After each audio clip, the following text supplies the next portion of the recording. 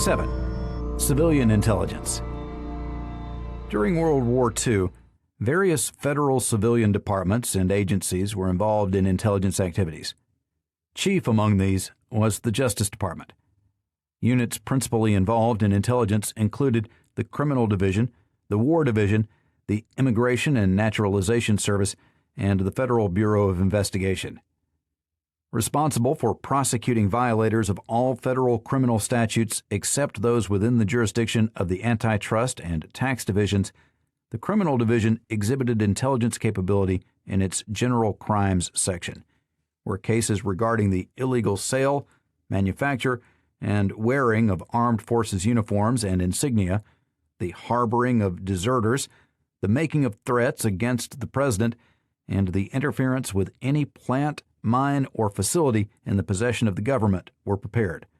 Its Internal Security section, organized as the National Defense section in the summer of 1940, where cases regarding espionage, sabotage, sedition, foreign agents, treason, censorship, and other aspects of internal security were prepared, and its War Frauds Unit, established on February 4, 1942, under the joint jurisdiction of the Antitrust and Criminal Divisions, to locate and prosecute persons guilty of frauds in the handing of war contracts. The War Division, established on May 19, 1942, superseded the Special Defense Unit organized in the Office of the Attorney General in April 1940. Ultimately abolished on December 28, 1945, it brought together a number of special bodies scattered among the Justice Department's regular components. Its principal substructures included the Special War Policies Unit, responsible, quote, for directing and coordinating activities of the Department of Justice relating to espionage, sabotage, sedition, subversive activities, and the registration of foreign agents. The unit's Subversives Administration section, working with the Federal Bureau of Investigation, directed investigations of and organized the evidence relating to subversive activities carried on by Nazi, communist, and fascist elements in the United States, and recommended prosecutive and other actions. The Latin American section assembled information about and prepared reports on the control of subversive activities in the Latin American countries. The Organizations and Propaganda Analysis section collected, analyzed, and organized information on individuals, organizations, and publications in the United States that were considered to be seditious or potentially seditious. The Foreign Language Press section made translations from and made reports on the foreign language press of the United States. End quote. Footnote: General Services Administration, National Archives and Records Service, the National Archives, Federal Records of World War II, Civilian Agencies, Volume 1, Washington, U.S. Government Print Office, 1950, page 789. End footnote. The Economic Welfare section, quote, which originated as the Economic section of the Antitrust Division in 1942, was transferred to the War Division on August 28, 1943. Its chief functions were to collect industrial information, prepare reports on enemy or enemy-controlled industrial organizations, and aid in making this information available for use in the economic warfare efforts of the Allies. In the fiscal year 1944, the Bureau of the Budget designated the section as the central agency of the government to carry out research in the field of international cartels. The Economic Warfare section was dissolved at the end of 1945. The objectives of the section were 1. To discover and analyze important intercompany connections among European and Far Eastern firms and the control of these firms by Germans and Japanese. 2. To analyze the means by which German and Japanese control could be eliminated. 3. To examine the legal problems that might arise because of the use of intercompany connections by the German and Japanese governments as a means of espionage and economic warfare. 4. To analyze intercompany agreements between foreign and American companies in order to determine their effects on American trade and commerce. And 5. To examine the effect of cartel agreements among foreign companies upon the trade, commerce, and business structure of Latin American and other countries. In carrying out these objectives, the section made extensive investigations concerning bombing objectives and enemy potentials, engaged in studies of particular aspects of international cartels with emphasis on the techniques employed by the Germans to penetrate the economies of other countries, especially the United States and Latin American countries, participated in the formulation of plans and prepared guides for the investigations of industrial combines in enemy or enemy-held countries during the period of occupation, and made studies of the efforts of enemy interests to obtain control of important assets in conquered areas and to screen their efforts in order to avoid the economic consequences of defeat. The section made analysis of the chemicals, iron and steel, non-ferrous metals, electrical equipment, and electronic devices, and the machinery and tools industries of Germany. The French, Swedish, Swiss, and other banking institutions that might have helped to establish and maintain German economic influence outside of Germany, the international control of certain commodities of international importance, such as tin, fats, oil, and industrial diamonds, and the IG Farben industry." End quote. In the process of reviewing registration statements and analyzing the exhibits submitted by agents of foreign governments as required by law, the Foreign Agents Registration Section, transferred from the State Department on June 1, 1942, prepared reports of intelligence value on both individuals and organizations that had failed to comply with the registration requirement. During the war, the Immigration and Naturalization Service, quote, continued its peacetime function of administering the laws relating to the admission, exclusion, and deportation of aliens and the naturalization of aliens lawfully resident in the United States, and it had a special wartime responsibility for the registration and fingerprinting of all aliens in the United States. End quote. The service had no investigators of its own until 1946, so it had to rely upon occasional assistance in this area from the Federal Bureau of Investigation. Nevertheless, its information holdings served an intelligence need. The Federal Bureau of Investigation served as the primary investigative agency of the Justice Department during the war period.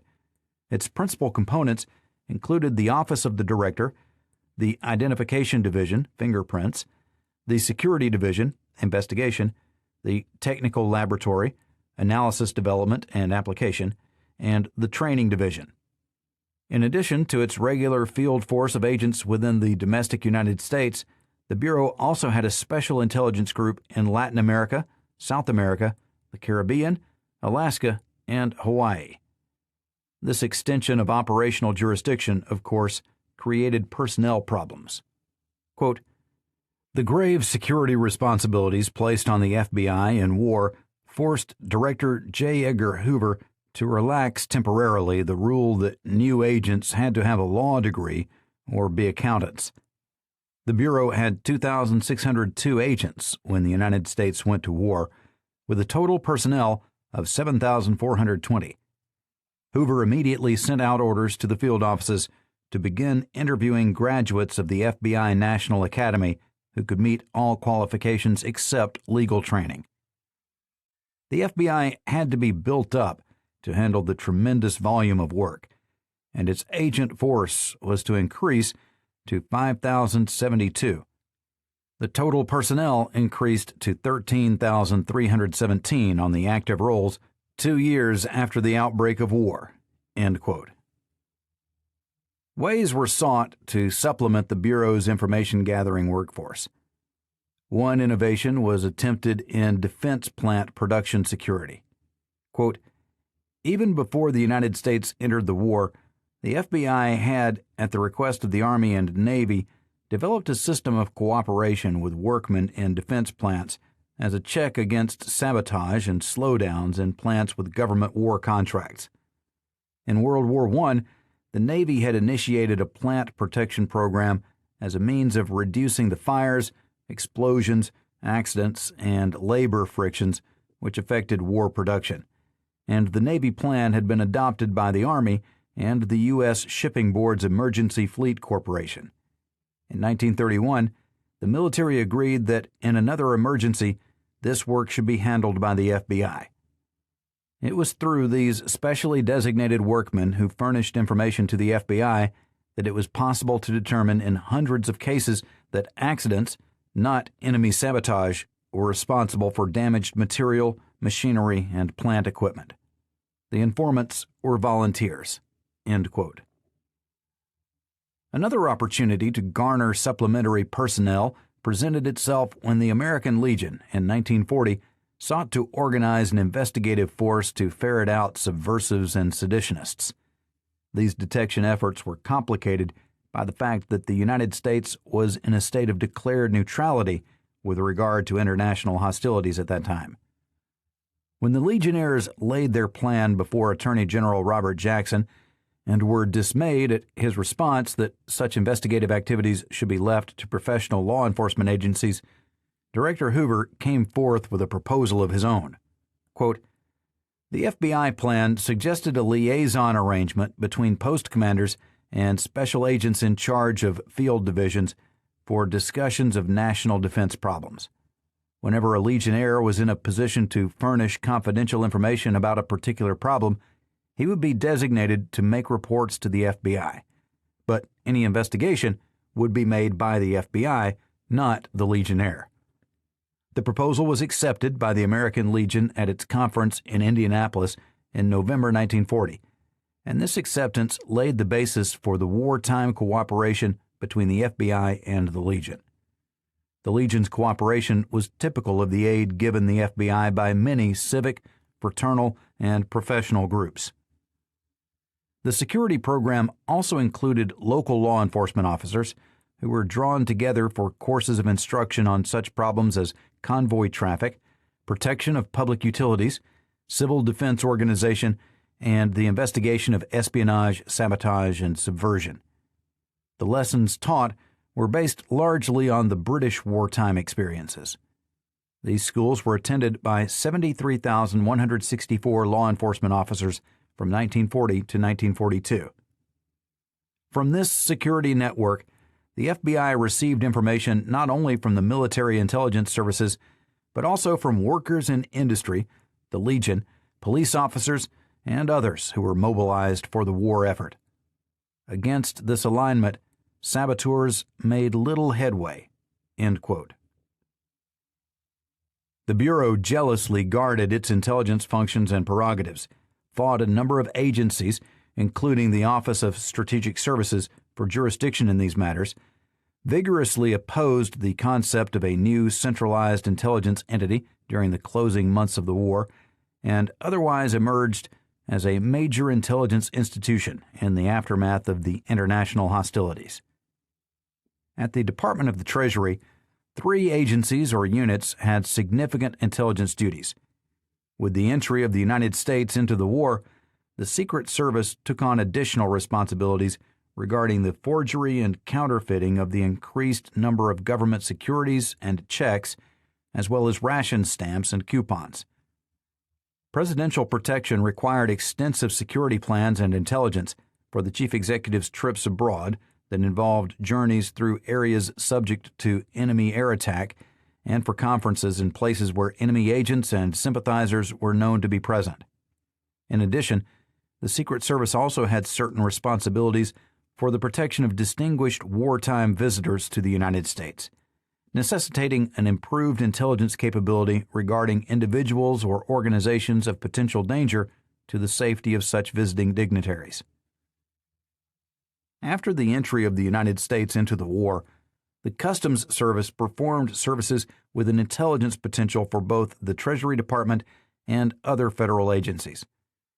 These duties, which had a bearing upon intelligence matters, included assistance to, quote, the State Department and the Foreign Economic Administration by investigating firms that applied for export licenses and by preventing the unlicensed export of any materials subject to export control, end quote, preventing, quote, the entrance and departure of persons whose movements into or out of the country would be prejudicial to the interests of the United States, end quote, intercepting and examining, quote, tangible communications carried by vessels, vehicles, and persons arriving from and departing to foreign countries to determine whether such documents contain matter inimical to the interests of the United States or helpful to its enemies, end quote, participation in certain measures for the protection of domestic ports and vessels therein against sabotage and espionage, and furnishing, quote,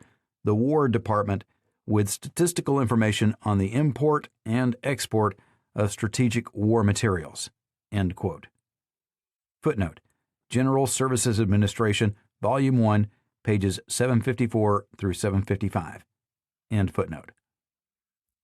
The Division of Monetary Research, established on March 25, 1938, supplied information and intelligence to assist the Secretary of the Treasury and other departmental officials in formulating and executing international financial policy. In addition to its analytical units, the Foreign Commercial Policy Section, the International Statistics Section, and the Foreign Exchange and Controls Section being of primary intelligence interest, the division maintained representatives in London, Paris, Rome, Bern, Lisbon, Stockholm, Cairo, Chongqing, Nanking, Shanghai, and Manila. Quote, these offices conducted financial studies and participated in financial planning in the areas for which they had responsibilities, provided representation on combined allied boards and committees and financial advisors to diplomatic missions, and represented the foreign funds control abroad. In such places as Lisbon and Stockholm, the Treasury offices served also as confidential listening posts for gathering information important for the operation of several agencies of the United States government. All of the offices were responsible for collecting financial intelligence. The offices of Treasury attachés, which were closely associated with the offices of Treasury representatives, were concerned only with the collection and analysis of information on customs matters. Both classes of offices were administratively considered as field offices of the Division of Monetary Research. Besides staffing these offices, the division detailed personnel to the War and Navy departments to furnish financial advice and aid to military authorities outside the United States. The officers thus detailed were usually organized into teams or missions that were attached to the military headquarters in each theater of action or occupation, end quote. Normally a Treasury Department agency, the United States Coast Guard, in accordance with the provisions of its Organic Act, was transferred to the Navy Department for wartime service in 1941 and returned to Treasury Department jurisdiction on January 1, 1946. An intelligence division had been established at Coast Guard headquarters in 1936. Administration of intelligence responsibilities was conducted through 15 district offices and special field units. Quote, Coast Guard intelligence, now formally provided for in the Coast Guard Regulations and Organization Manual, drew additional duties and manpower with the coming of war. It was responsible for anti-sabotage and counter-espionage on the waterfront, as well as security screening of merchant marine personnel and longshoremen. It became involved in the search for the Nazi saboteurs after a Coast Guardsman spotted them wading ashore with their boxes of dynamite on an isolated Long Island beach. It was charged with investigating Coast Guard military and civilian personnel for internal security and breaches of discipline. The Intelligence Division's wartime force grew to 370, of which 160 were investigators. Its wartime achievements on the home front were in the field of prevention. In World War I, Black Tom Island in New York Harbor, a major transfer point for supplies shipped to Europe, had been virtually destroyed by dynamite, and German saboteurs were busy on a dozen fronts. But during World War II, there was not a single known instance of foreign-inspired sabotage on vessels or waterfront facilities which the Coast Guard was responsible for safeguarding. Since World War II, the Intelligence Division, reduced to a peacetime force of 70 investigators, has been mainly concerned with port security, keeping subversive elements out of the merchant marine and off the waterfronts, enforcing Coast Guard laws, and ensuring the internal security of the Coast Guard." End quote. While the Department of State received a variety of information with an intelligence potential from special overseas missions, roaming diplomats, and foreign service officers during the war, its intelligence production capability was limited by the lack of personnel specifically responsible for intelligence collection, a decentralized organization which dispersed the intelligence function, and personal presidential intervention in foreign policy matters, which prompted the creation of special units serving intelligence functions and reporting directly to the chief executive on foreign intelligence concerns. Organizational problems resulting from dispersed war programs administration began in the spring of 1941 with the implementation of the Lend-Lease Act. Quote, "This act and other acts relating to the importation of strategic commodities, the control of financial transactions, the establishment of priorities and allocations, and other foreign economic warfare programs not only had a profound effect on the general direction of United States foreign policy and the position of the United States in world affairs, but also brought about a vast expansion in the department's foreign activities and personnel. This expansion occurred chiefly in connection with the following activities. 1. The operation of the Lend-Lease program, involving the negotiation of Lend-Lease agreements, the supplying of materials under these agreements to the Allies and other eligible countries, and the procurement of additional foodstuffs and raw materials for the manufacture of Lend-Lease goods. 2. The procurement abroad of additional foodstuffs and strategic materials needed by the United States for its own war program. 3. The control of exports of goods and funds in order to prevent their shipment directly or indirectly to the Axis countries and to conserve materials needed for the war program of the United States. 4. The distribution abroad of information concerning the United States, its policies, and its military activities in order to combat enemy propaganda. 5. The promotion of the cultural relations program of the United States on a larger scale, especially in the other American Republic. And 6. The conduct of the political and diplomatic phases of the war, especially those phases related to maintaining the Allied coalition and developing the United Nations organization. Except for the last named activity, the department was responsible for supervising and coordinating the programs, but did not undertake to carry out their operational phases.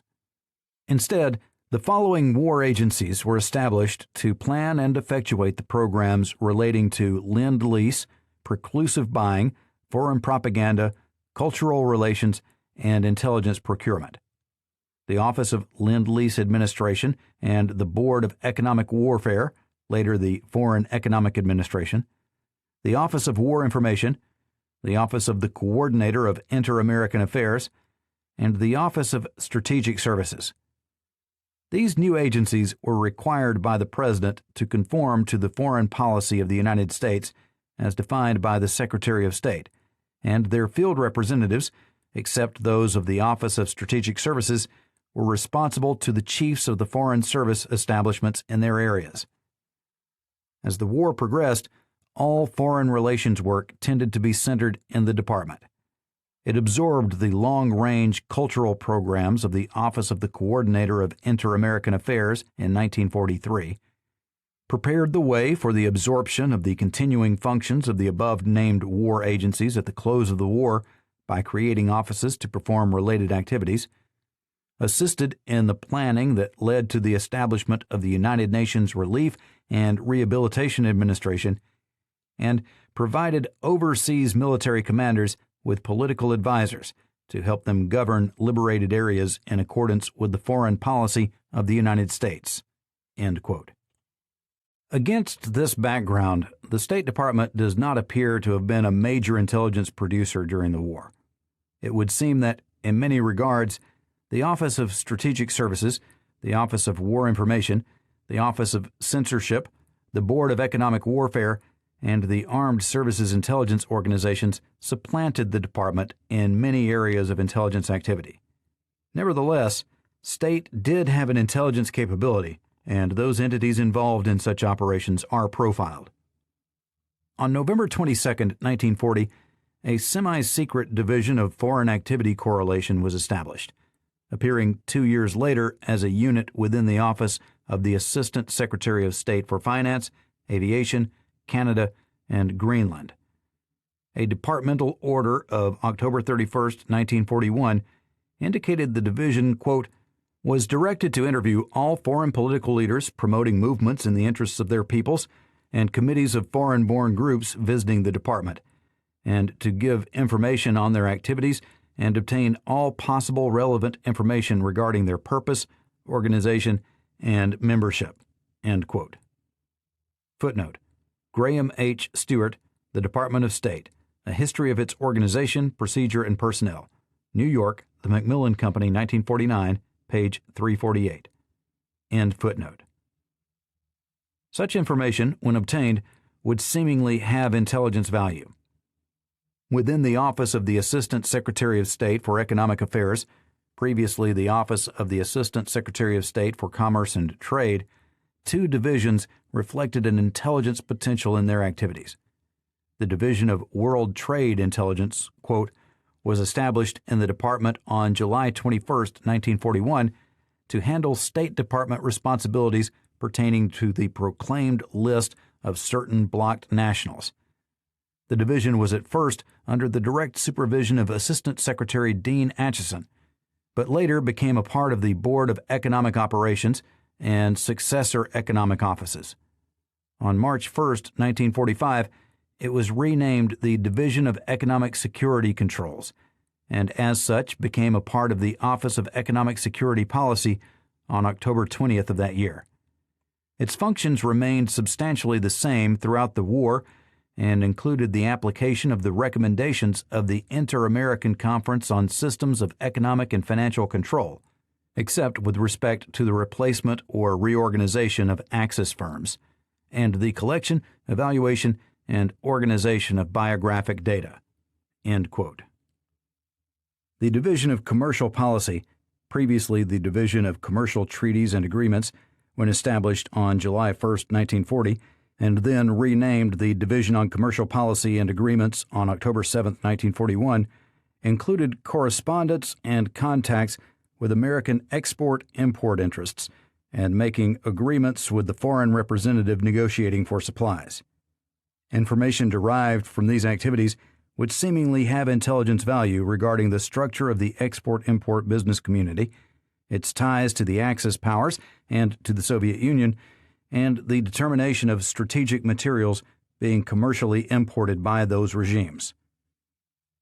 One other intelligence unit maintained in part by the State Department was the Economic Warfare Division of the United States London Embassy and Consulate General. Quote, the Economic Warfare Division was established in the embassy in London in March 1942 and remained in existence through June 1945.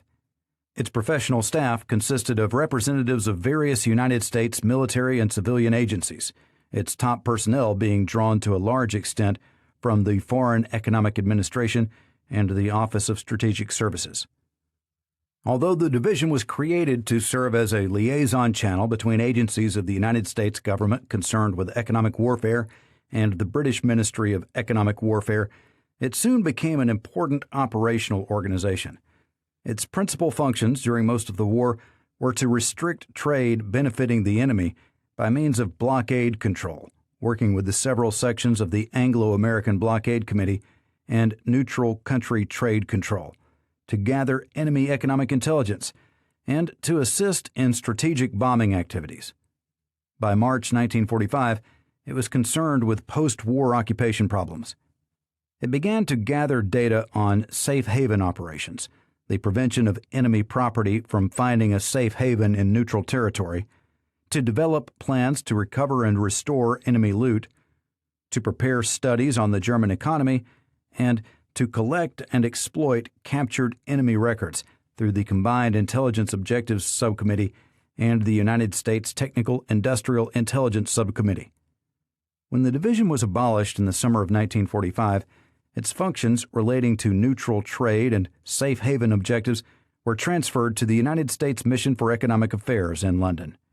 Certain residual functions were assigned to the Office of the Economic Minister Counselor of the Embassy." End quote. The department had its own cryptographic unit, known since January of 1931 as the Division of Communications and Records, located within the Office of the Assistant Secretary of State for Administration, previously the Office of the Assistant Secretary of State, Fiscal and Budget Officer, Administration of Department and Foreign Service. The component's cryptographic responsibilities included code construction, the development of procedures and methods for using same, the selection of code equipment, and the maintenance of the security of information transmitted by means of cryptographic systems. Although the division had no cryptanalytic function, it was, nevertheless, an immense organization at the time of America's entry into the war. Quote, "The Division of Communications and Records was now by far the largest agency in the department. Its telegraph section had a chief, an assistant chief, 2 supervisors, and 107 clerks. Its telephone section, a chief operator, assistant chief operator, and 13 operators.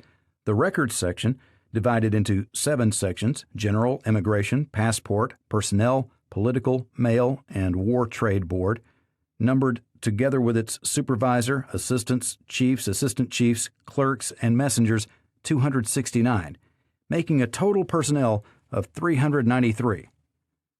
The cost of the telegraph messages alone amounted annually to almost $500,000. In the fiscal year 1940 to 1941, about 1,125,000 pieces of correspondence passed through the division, and in 1941 to 1942, this was almost doubled. This division, which worked 24 hours a day and 365 days a year, put in annually over 21,000 hours of unpaid overtime." End quote. By the end of 1943, however, the division experienced a severe breakdown in its operations. Quote, "The war had almost demoralized the work of this division. Owing to the low salaries paid to its personnel and the pressure of work which constantly necessitated overtime, the Division of Communications and Records had long been very unpopular with its employees. A survey of salaries indicated that from 1936 to 1940, the Department of State personnel had received an average salary increase of 5.91%, while the increase in the Division of Communications and Records was only 0.51%.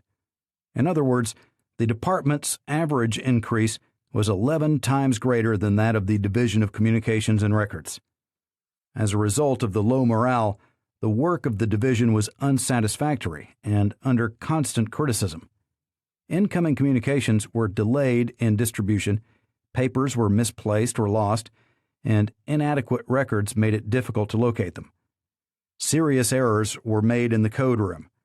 Backlogs existed in every section. It was customary to have approximately 15,000 documents in the records branch, which were neither indexed nor listed on the purport sheets. The vitally important telegraph section was on several occasions as much as 2 days behind in the coding and decoding of messages. The first requirement insisted upon by Mr. Raymond H. Geist, Division Chief, was a complete reclassification of positions so that salaries commensurate with the work might be available. This was begun immediately and resulted in a considerable improvement in speed and accuracy. The other requirement was an improvement of the procedure within the division. The huge backlog in the telegraph section required emergency action. The War Department was asked to help out, and 20 enlisted men trained in cryptography were loaned temporarily, and within 48 hours, the backlog of 200,000 words, or groups of words, was completely eliminated. Thereafter, from 6 to 8 code clerks from the War Department remained to keep the work current. As soon as possible, high-speed equipment was added to eliminate the slow, cumbersome manual labor of decoding. For example, a machine will decode about 20 words or word groups per minute, as opposed to 2.7 to 3 words manually, and the results are more accurate. Working conditions were improved. Air conditioning made it possible to endure the heat generated by the mechanical cipher devices. Fluorescent lights reduced the percentage of error. The average time required for a message in the code room was reduced from 48 to 6 hours. The introduction of airgrams also helped materially in reducing the strain in the code room." End quote. On September 22, 1944, a new division of cryptography was established, concentrating entirely upon cryptographic and related communications functions. At the Commerce Department, the Bureau of Foreign and Domestic Commerce provided commercial information to various government agencies, making special studies and reports for them. It acted as a major fact-finding organization in the field of foreign commerce for the Foreign Economic Administration. The Coast and Geodetic Survey provided charts, maps, tidal data, and geodetic and coastal survey services to the intelligence community. The National Bureau of Standards abandoned many of its normal activities in order to handle research and testing projects for other government agencies, some of which are thought to have been of intelligence interest. The War Division of the Patent Office directed the search of applications for inventions in categories deemed of importance by government war, including intelligence agencies. The Weather Bureau, of course, made its own unique contribution to intelligence activities when its assistance was requested. And at the end of the war, within the Office of Technical Services, established by a departmental order on September 18, 1945, the Technical Industrial Intelligence Division, quote, continued the functions of the Technical Industrial Intelligence Committee, which was originally set up under the Joint Intelligence Committee by the Joint Chiefs of Staff and was transferred to the Department of Commerce on December 18, 1945. It conducted intensive searches in enemy and other foreign countries to locate personnel, documents, and material from which technical and scientific industrial information that was developed especially during World War II might be obtained. It studied processes, methods, and techniques useful for obtaining such information, and it analyzed and appraised the information obtained to determine its possible usefulness to business and industry in the United States." End quote. At the Department of Agriculture, the Agricultural Research Administration developed information regarding food production and war-created scarcities within both the United States and enemy-held territory overseas. The Bureau of Agricultural Economics produced similar information pertaining to demand and supply, consumption, prices, costs and income, marketing, transportation, labor, agricultural finance, farm management, credit, taxation, land and water utilization, and other aspects of agricultural production and distribution. Quote, in order to unify and consolidate the administration of governmental activities relating to foreign economic affairs, the Foreign Economic Administration, also known as FEA, was established by an executive order of September 25, 1943. The functions, personnel, and records of the Office of Lend-Lease Administration, the Office of Foreign Relief and Rehabilitation Operations of the Department of State, and the Foreign Economic Operations of the Office of Foreign Economic Coordination of the Department of State were transferred to the administration. By an executive order of October 6, 1943, the functions of the War Food Administration and the Commodity Credit Corporation with respect to the procurement and development of food, food machinery, and other food facilities in foreign countries were also transferred to the Foreign Economic Administration. And as military operations permitted, the administration assumed responsibility for and control of all activities of the United States government in liberated areas with respect to supplying the requirements of and procuring materials in such areas. End quote. The Foreign Economic Administration was thus responsible for the wartime functions of export control, foreign procurement, lend-lease, reverse lend-lease, participation in foreign relief and rehabilitation, and economic warfare, including foreign economic intelligence. Its activities were required to be in conformity with the established foreign policy of the government of the United States as determined by the Department of State.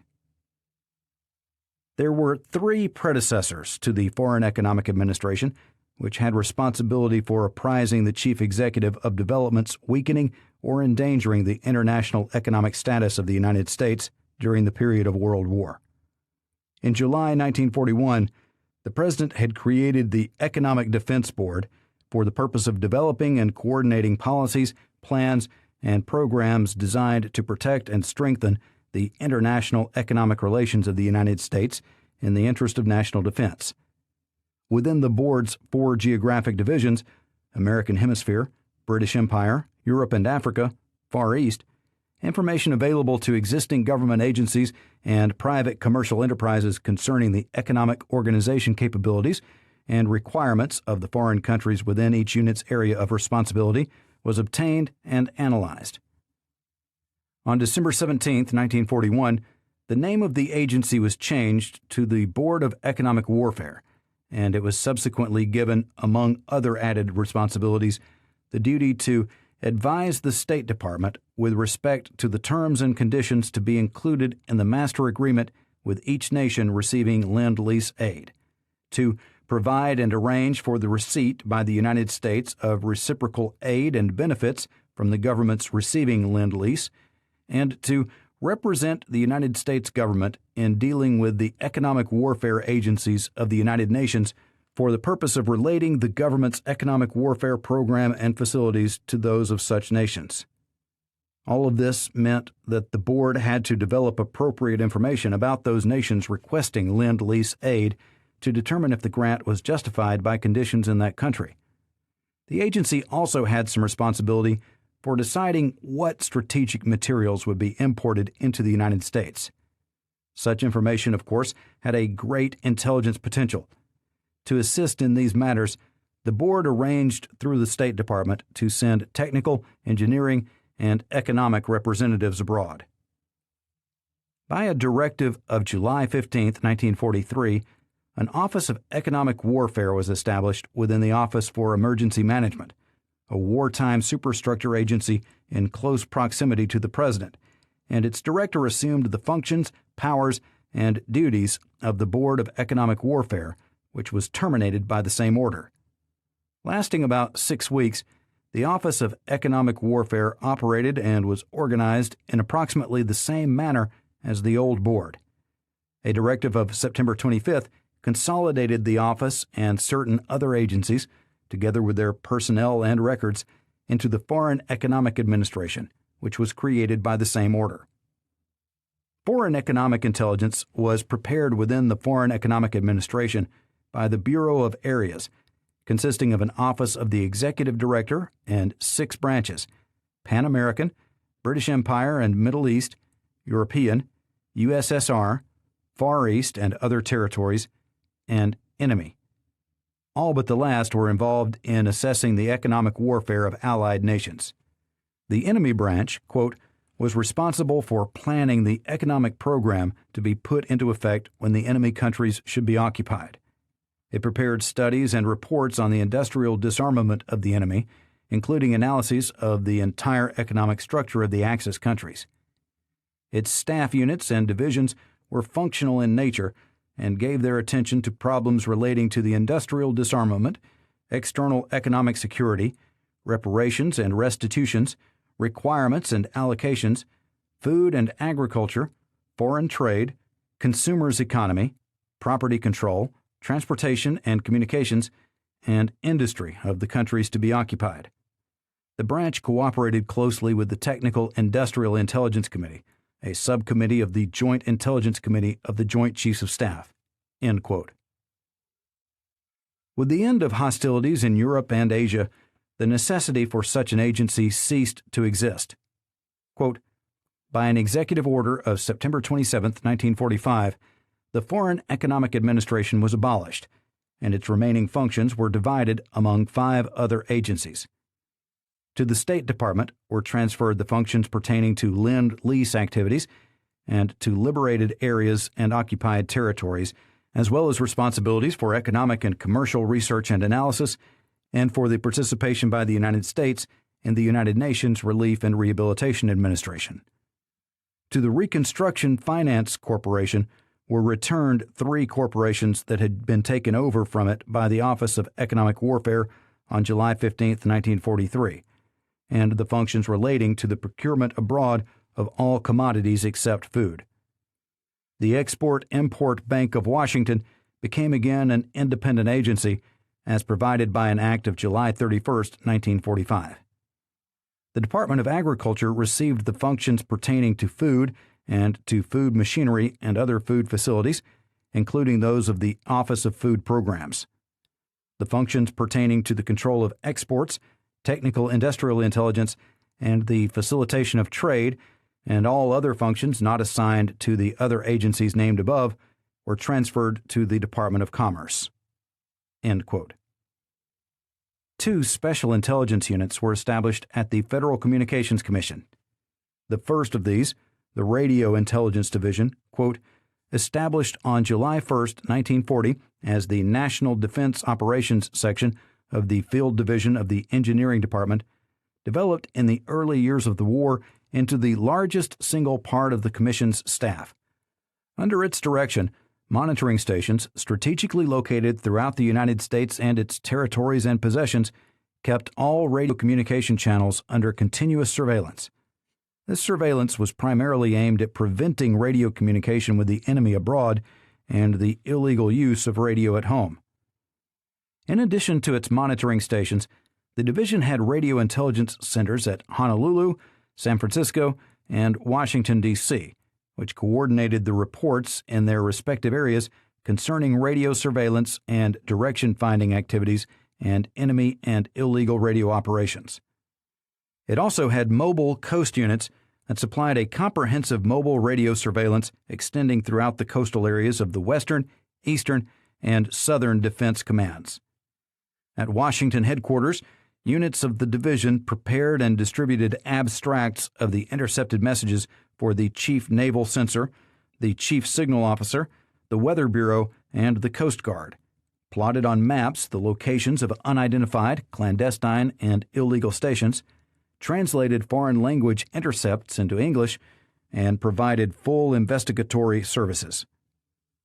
The division picked up SOS calls and reports of submarine attacks and relayed them to naval stations, furnished fixes to locate lost airplanes, ships in distress, or stations causing interference to vital military circuits, intercepted enemy radio telegraph intelligence covering economic conditions, war production, materials, supplies, morale, and other pertinent data, trained personnel of other government agencies in direction finding, detection and monitoring, and the evaluation of fixes. Its function differed from that of the Foreign Broadcast Intelligence Service in that it intercepted messages that were sent in radio telegraph code to specific points, as distinguished from broadcasts of enemy for purposes of propaganda." End quote. In addition, the Foreign Broadcast Intelligence Service, quote, established as the Foreign Broadcast Monitoring Service in February 1941, recorded, translated, analyzed, and reported to other agencies of the government on broadcasts of foreign origin. It set up listening posts at Silver Hill, Maryland, London, San Francisco, Portland, Oregon, Kingsville, Texas, San Juan, Puerto Rico, and other places to intercept broadcasts of foreign news, intelligence, or propaganda emanating from authorized stations and clandestine transmitters in belligerent, occupied, and neutral countries. At the listening posts, translations of the intercepted broadcasts were made and immediately teletyped or cabled to Washington headquarters. Some broadcasts were also recorded on discs. At Washington, incoming wires and transcriptions were edited, and the more significant parts, or the full texts, were teletyped to the government agencies that were waging war on the military, diplomatic, and propaganda fronts. Special interpretations and daily and weekly summaries were prepared at headquarters and distributed to appropriate government agencies and officials. Through cooperative arrangements with the Office of War Information, the British Ministry of Information, and the British Broadcasting Corporation, editors of the service were assigned to overseas posts maintained by those agencies to select material valuable for transmission to Washington. Editors and monitors of the service acted as part of the Army Psychological Warfare Branch in North Africa when Allied troops were landed there in 1943. On December 30th, 1945, the service was transferred to the War Department." End quote.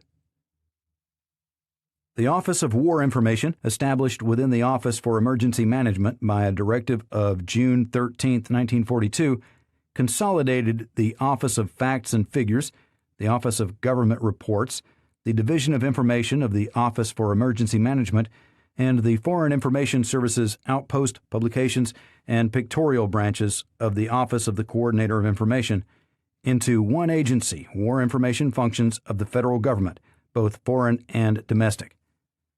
The unit's intelligence functions included psychological warfare, both its development and effects, and the collection of overseas media, print, film, and radio. In general, the office consisted of two principal branches: domestic operations and overseas operations. A policy development branch was established in the initial organization, but lasted only until September, when it was absorbed by the domestic operations branch. Within the domestic operations branch, in addition to the media clearance and production bureaus, book and magazine, graphics, motion picture, news, and radio, there were two intelligence entities: the Foreign News Bureau and the Special Services Bureau. The former, quote, was established in March 1944, taking over the functions and records of the Foreign Sources Division of the News Bureau. Its main function was to provide the American press, radio commentators, and other news outlets with war information obtained from foreign sources, available only in a limited way, if at all, to non-governmental agencies. To this end, it used monitoring services, excerpts from the press of occupied and enemy countries, and special reports from overseas. A special unit handled releases to the religious and educational press. The Bureau served as a receiving and distributing agent for all pooled press copy from overseas war theaters. Other functions included the analysis of enemy propaganda techniques. End quote. On the other hand, the Special Services Bureau, quote, continued functions begun in the Office of Facts and Figures and the Office of Government Reports. The Bureau was responsible for providing specialized informational services to all agencies and for providing the general public with a centralized source of information concerning government activities, organization, and personnel. Its Division of Educational Services, which provided informational material for discussion groups and helped to coordinate the educational activities of war agencies, and its Division of Surveys, which conducted public opinion and other surveys, were terminated early in 1944. The divisions of Press Intelligence, Public Inquiries, and Research continued until August 31, 1945, when the Bureau's remaining functions and records were transferred to the Bureau of the Budget. The following year, they were again transferred to the temporarily reconstituted Office of Government Reports. End quote. Within the Overseas Operations Branch, in addition to its propaganda and news production, distribution, and analysis bureaus, communications facilities, news and features, overseas motion picture, overseas publications, and radio program, there was an administrative support unit, the Output Service Bureau, and the Bureau of Overseas Intelligence. The Bureau of Overseas Intelligence, originally known as the Bureau of Research Analysis, maintained a central intelligence file, kept a running audit of the reliability of intelligence sources, and provided all sections of the Overseas Operations Branch with information necessary to their activities. Until late in the war, it functioned through the current Liaison Division, which maintained liaison with the Department of State, the Military Intelligence Service, the Office of Naval Intelligence, the branch's Overseas Planning Board in Washington, and operational intelligence offices elsewhere, and other agencies. The Analysis Division, which classified and analyzed intelligence from the foreign press, radio broadcasts, intercepted communications, and other sources, and cooperated closely with the Foreign Broadcast Intelligence Service, and the Field Intelligence Division, which directed the collection and distribution of intelligence from outposts. In 1944, the Bureau was recognized and thereafter functioned through the Central Intelligence Division, the Regional Analysis Division, and a special research unit known as the Foreign Morale Analysis Division." End quote. The Foreign Morale Analysis Division referred to above, quote, was established in the spring of 1944 under a cooperative arrangement with the Military Intelligence Service of the War Department General Staff to provide information about the morale of the Japanese and social conditions within Japan. Its work was performed by two groups, one in the Office of War Information and the other in the War Department. The first group translated and analyzed materials available through non-military sources, such as Japanese publications and transcripts of Japanese broadcasts, while the War Department group analyzed materials received from military sources, especially prisoner of war interrogation reports and captured enemy documents. By the spring of 1945, the cooperative unit was also known as the Joint Morale Survey and was divided into the Morale Research Unit, OWI, and the Propaganda Section, mainly Army, which was concerned primarily with the analysis of Japanese radio propaganda. The results of the research were presented to interested officials by means of formal reports and special memoranda, and in formal and informal conferences.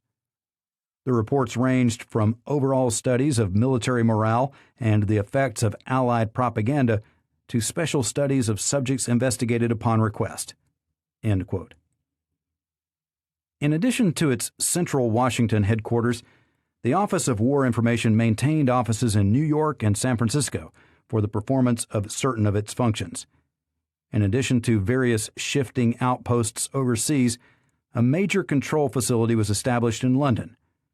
On VE Day, the office counted 38 outposts in 23 countries. The agency had no jurisdiction in Latin America. And with the termination of world hostilities, OWI came to an end. Quote, "The Office of War Information was terminated by an executive order of August 31, 1945, to become effective September 15, 1945. The Overseas Operations Branch, including its executive and security offices in New York and San Francisco, the Office of the Assistant Director for Management, and the Office of General Counsel, were transferred with their records to the Interim International Information Service of the Department of State, which was established by the same order. On January 1, 1946, these units became a part of the Office of International Information and Cultural Affairs of the Department of State. The functions and records of the Special Services Bureau were transferred from the Domestic Operations Branch to the Bureau of the Budget, where they remained until they were transferred by an executive order of December 12, 1946, to the reconstituted Office of Government Reports." End quote. The Office of Censorship, created by a directive of December 19, 1941, had responsibility for censoring communications by mail, cable, radio, or other means of transmission passing between the United States and any foreign country.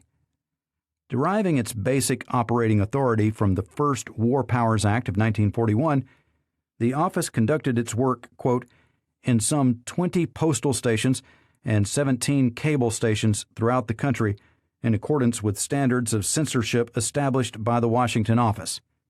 Commissioned officers of the Navy performed cable censorship operations throughout the war, but postal censorship, which was at first carried on by commissioned officers of the Army, was transferred to civilian officials early in 1943. End quote. Internally, the office was organized into 7 divisions: press, broadcasting, postal, cable, administrative, reports, and technical operations. With regard to intelligence matters, the reports division classified and delivered to interested government agencies the various types of submission slips made in the process of censorship." End quote. The Technical Operation Unit, quote, "was created in August 1943 to perform the work of the Office of Censorship in the field of counterespionage. It maintained close liaison with the intelligence agencies of the government and supervised the work of censorship laboratories in combating the use of secret inks and developing techniques for detecting codes and ciphers. Through its efforts, the Office of Censorship was able to hinder the effectiveness of the enemy's secret communications. On the basis of evidence uncovered by the division, the Federal Bureau of Investigation built up espionage cases leading to the conviction and punishment of a number of Axis agents." End quote. As with the other temporary wartime agencies, the Office of Censorship ceased operations with the end of World War. Quote, "A presidential directive of August 15, 1945, instructed the Director of Censorship to declare voluntary press and radio censorship at an end and to discontinue the censorship activities of the Office of Censorship. An executive order of September 28, 1945, provided that the office should continue to function for purposes of liquidation only until November 15, 1945, at which time it should be terminated. The Treasury Department took over responsibility for completing the liquidation of the affairs of the office." End quote. These were the principal federal departments and agencies recognized to have exhibited a capacity for intelligence operations during World War II. This is not a definitive collection of such intelligence entities depicted here. Undoubtedly, arguments could be made for the inclusion of other units whose intelligence capacity was not immediately apparent in this research, or which otherwise had secret intelligence functions. However, such exceptions, in all likelihood, will be most unusual omissions. This is Our Hidden History